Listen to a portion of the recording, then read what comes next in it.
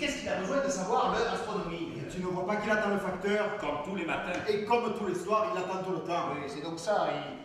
Son fils lui écrit une lettre tous les jours, et alors, peu cher, il se languit de la voir. Je crois plutôt qu'il se languit d'avoir la première et que son fils ne lui a toujours pas écrit. Oui, et la petite Fanny, c'est la même chose. Ah, elle va mourir d'estrade ici. Cet homme va sans doute mourir de chagrin. Ils vont mourir tous les deux. Mais quand tu vas commencer à mesurer le fond de la mer, eh bien attention de ne pas trop te pencher.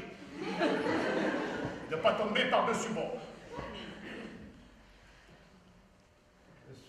Bon. Et là où ça sera un peu trop profond, terre. Laisse un peu mesurer les autres. Mesurer les autres. Souligne les autres. Bien épais. Et si quelqu'un à bord avait la peste, ne lui parle que de lui. Et ne le fréquente plus, même si c'était ton meilleur ami. Car l'amitié est une chose admirable, mais la peste, c'est la fin du monde. Bon, allez-y. Vous allez me promettre une chose. Laquelle? Si elle vous trompe, vous ne me la tuerez pas. Ah, je suis un brave homme, hein, mais sur ce chapitre, je ne peux rien promettre du tout. Surtout que, à ce qu'il paraît, le fondateur de ma famille était un Turc. Ah! Et vous devez savoir qu'en Turquie, il n'y a pas de cocu, il n'y a que des veufs. Alors si elle me trompe, moi je ne sais pas ce que je ferais. Non, je vous le dis franchement. Hein. Alors, pourquoi vous n'avez pas tué votre première femme? Parce qu'elle ne m'a jamais trompé. Bon, et qu'elle tenait ma comptabilité. Bon, mais alors c'est non, et c'est non, c'est non. Mais de quoi? J'ai oublié de vous dire qu'il est un peu jaloux. César est jaloux? Non, le bateau est jaloux. C'est-à-dire qu'il penche assez facilement, disons, sur le côté, vous comprenez? Mais il penche fortement. Non, monsieur Brun, non. Non, c'est-à-dire que quand on monte dessus, il chavire. Et c'est pas le tout complet, hein, c'est toi qui a l'air, vous êtes tranquille, mais vous risquez de rire. Dites, il faut même une grue pour le remettre du bon côté. Ah, mais dites donc, et ça lui arrive souvent? Mais non, monsieur Brun, mais non. C'est-à-dire que ce bateau est célèbre pour ça et qu'on l'appelle le sous-marin.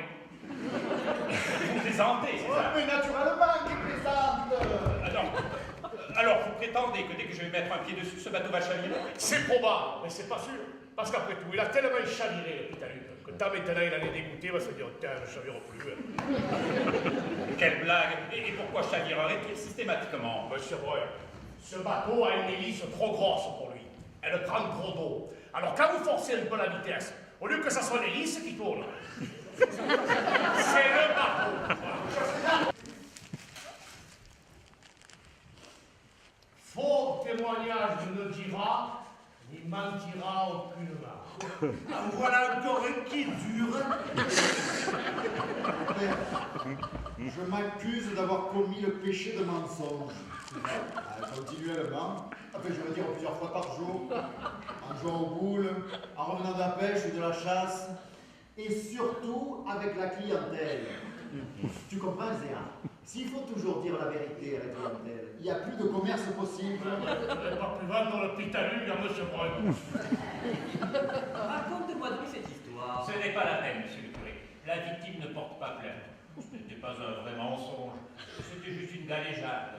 Merci, monsieur Brun. Je t'égale. Si c'était noyé là, pour ta confession, ça te faisait un brave plan de résistance. Ça,